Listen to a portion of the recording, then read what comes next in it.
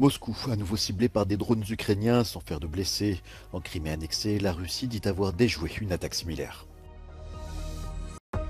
À Niamey au Niger, des milliers de manifestants rassemblés devant l'ambassade de France. L'Élysée et la communauté internationale demandent le retour du président Bazoum et de son gouvernement. L'économie allemande, première économie de l'Union européenne, s'est contractée au cours des 3 premiers mois de cette année. Le PIB de l'Allemagne a baissé de 3% entre janvier et mars. Moscou a été la cible d'une nouvelle attaque de drones ukrainiens. Selon le maire de la capitale russe, plusieurs d'entre eux ont été abattus avant d'atteindre leur cible et se sont écrasés sur 2 immeubles de bureaux sans faire de blessés. L'aéroport international Vnukovo a dû être fermé temporairement. Malgré les 500 km qui séparent Moscou de la frontière ukrainienne, la ville est depuis 2023 régulièrement la cible d'attaques du même type. Plus au sud, en Crimée annexée, le ministère russe de la Défense a indiqué avoir détruit 25 drones ukrainiens, dont certains ont été neutralisés par des moyens électroniques. 9 drones se sont écrasés en mer Noire, a-t-il ajouté, précisant que l'attaque n'avait pas fait de victimes. Les forces armées russes ont également affirmé avoir repoussé une attaque dans la région de Zaporizhia. Enfin, un tir de missile russe sur la ville ukrainienne de Soumy a fait au moins un mort et 5 blessés, selon la police.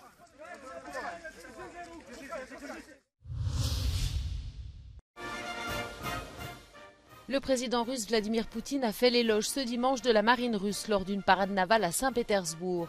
Dans un discours, il a salué, je cite, les équipages courageux des navires et des sous-marins russes qui jouent un rôle dans l'offensive en Ukraine, notamment la flotte de la mer Noire qui prend part régulièrement à des bombardements. 45 navires de surface et sous-marins et environ 3000 marins participaient à la parade dans l'ancienne capitale impériale à l'occasion de la journée de la flotte russe, largement célébrée à travers le pays. Des milliers de personnes ont manifesté à Niamey devant l'ambassade de France au Niger. Pour la plupart partisans de la junte qui a pris le pouvoir lors du coup d'État en début de semaine, ils ont brandi des drapeaux russes et scandé le nom de Vladimir Poutine. Pour eux, la France se comporte toujours en puissance coloniale dans ce pays qui est l'un des plus pauvres d'Afrique. Dans un tweet, la ministre française des Affaires étrangères a indiqué que la France demandait le retour sans délai de l'ordre constitutionnel et du président Bazoum. Emmanuel Macron a dit qu'aucune attaque contre la France ou ses intérêts ne serait tolérée. Pas de quoi calmer les manifestants.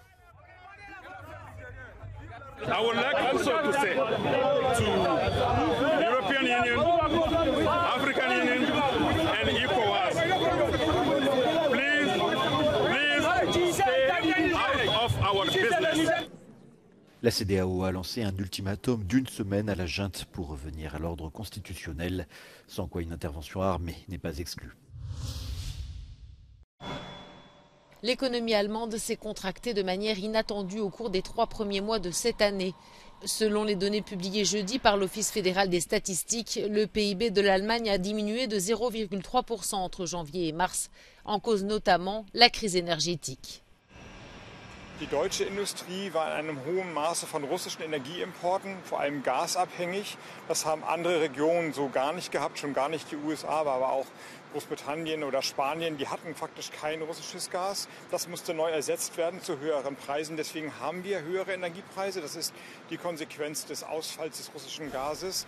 L'inflation allemande, elle, continue à baisser très légèrement entre juillet et juin, qui enregistrent respectivement 6,8% et 6,5%. Selon les spécialistes, le déclin amorcé devrait s'accélérer, mais il reste prudent. Les pertes de la première économie de l'UE ne représentent globalement pas un bon signal pour l'ensemble de la zone euro. Son remorquage devait avoir lieu ce samedi, mais le vent a empêché l'opération.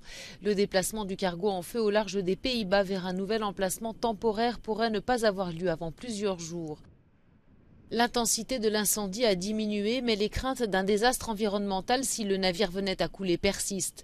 Le Fremantle Highway est surveillé en permanence. Il transporte plus de 3700 voitures neuves, dont près de 500 véhicules électriques. La batterie de l'un de ces derniers pourrait être à l'origine de l'incendie.